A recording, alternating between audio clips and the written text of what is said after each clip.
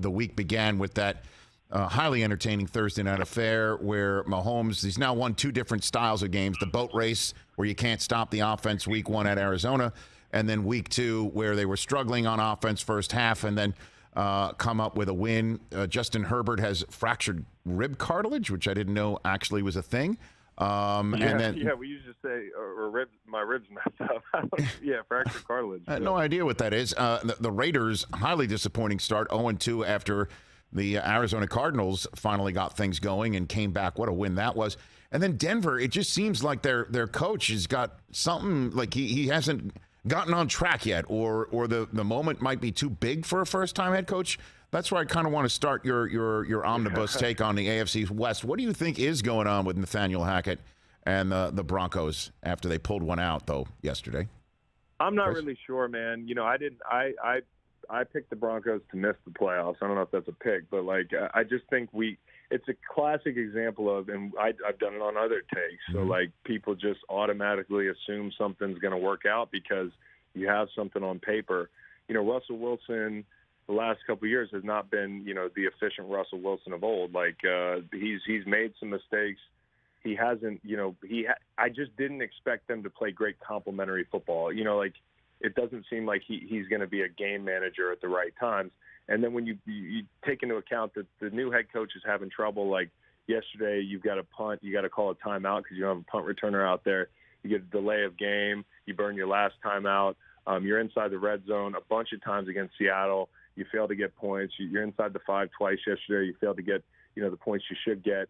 I mean, they're struggling at all the stuff that, the fingerprint of a new head coach should be on. I mean, 13 penalties, 100 yards. Tough start for Nathaniel Hackett. Another element of, we just figure it works out because the guy knows Aaron Rodgers. I think he might be a fine head coach one day, but the start's been poor, and compounding it is that 4th and 6 or whatever it was the other night when he trots McManus out there to kick a ball, and you don't put the ball in the guy's hands who's probably going to the Hall of Fame and a guy that your marriage just started with this guy. So as long as you're going to be in Denver, if you're Nathaniel Hackett or Nathaniel Hackett, you're probably going to be with Russell Wilson.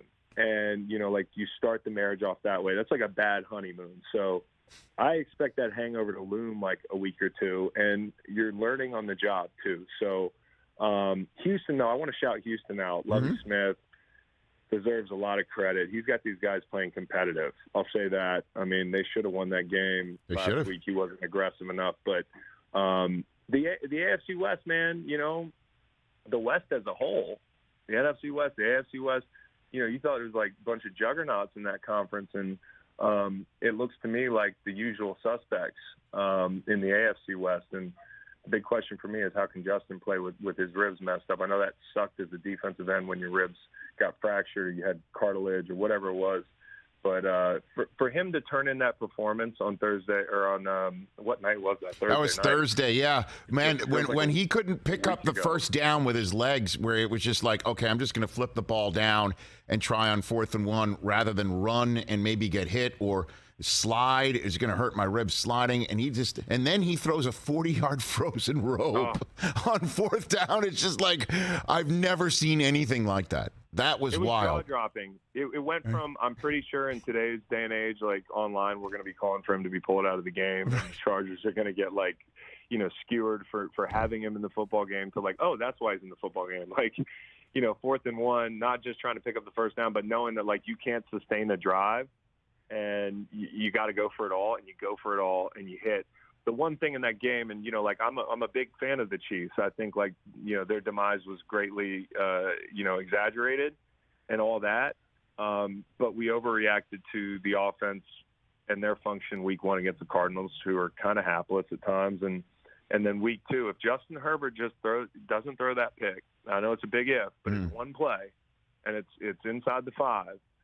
That game is completely different. So the Chiefs have still got stuff to work out, but they are the Chiefs. And one thing about the Chiefs that's impressed me over the last couple of years is they found ways to win games different ways.